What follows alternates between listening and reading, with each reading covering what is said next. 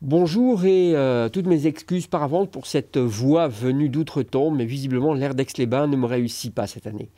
On va rester dans la fiction française, visiblement il y a beaucoup de choses qui se passent. On reviendra sur Aix-les-Bains et sur Scénariste en série dans les prochaines éditions de ce blog, car j'y ai fait là-bas plusieurs interviews particulièrement intéressantes. Mais cependant, c'est le moment de vous montrer un extrait d'une interview que nous avions fait avec Alexandre Astier à propos de Kaamelott.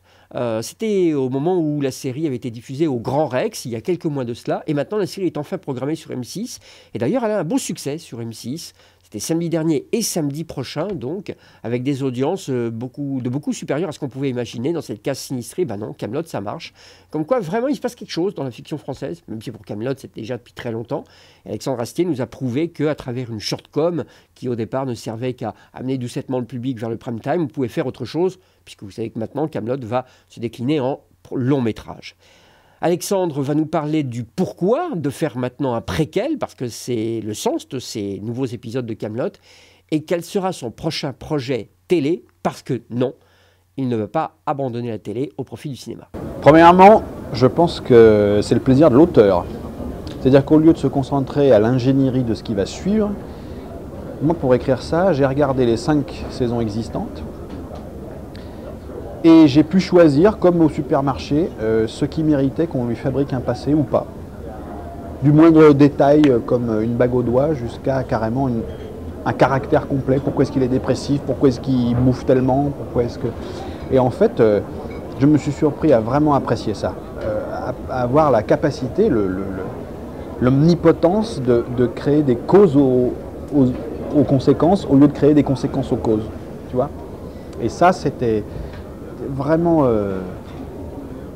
parce qu'évidemment il faut créer des causes inattendues. Il ne suffit pas simplement d'expliquer comment c'est arrivé, il faut l'expliquer de manière à l'expliquer de manière complètement inattendue, complètement imprévisible, de détourner, de créer des pièges. Créer le préquel, c'est créer des pièges pour le public, pour les fans, pour ceux qui aiment. Et puis je me rends compte en fait, c'était pas calculé. Mais par exemple, quelqu'un qui ne connaîtrait pas Kaamelott du tout a plus de facilité à rentrer dans la 6 que dans la 5. Parce qu'en fait, s'il n'a rien vu, bah de toute façon, pratiquement toutes les têtes sont nouvelles. Donc c'est plus simple de débarquer dans la 6. Donc ça a aussi ça comme truc, c'est peut-être, ça rafraîchit un peu le tout. Par exemple, la saison 5, qui était beaucoup plus sombre, on a dit il y a des gens qui aimaient, qui n'aiment plus. Ce qu'on a moins dit, c'est qu'il y a des gens qui n'aimaient pas, qui se sont mis à aimer à la 5.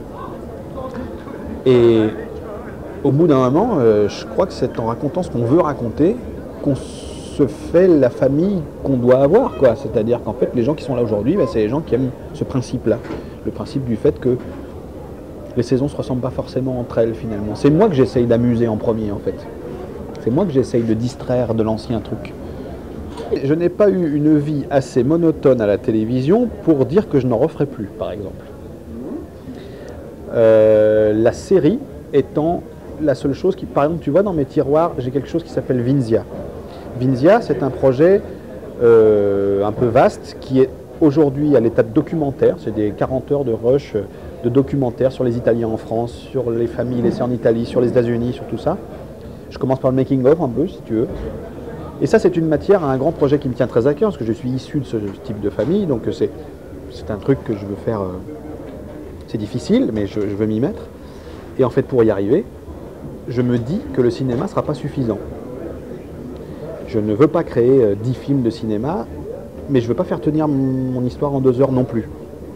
Donc je pense que la seule solution qui se présente à l'heure d'aujourd'hui pour ce projet qui n'a pas encore vu le jour, c'est probablement une série télé. Voilà, c'était Alexandre Astier pour Kaamelott. J'espère pour lui que les audiences seront aussi favorables qu'elles l'ont été samedi dernier, et simplement en référence au dernier blog avec Olivier Marchal. Lui, par contre, avait peur justement que l'audience de Braco tombe entre un lundi sur 2. Il a eu tort. L'audience du 2e lundi de Braco a été tout aussi importante. Vraiment, il se passe quelque chose dans la fiction française. À bientôt!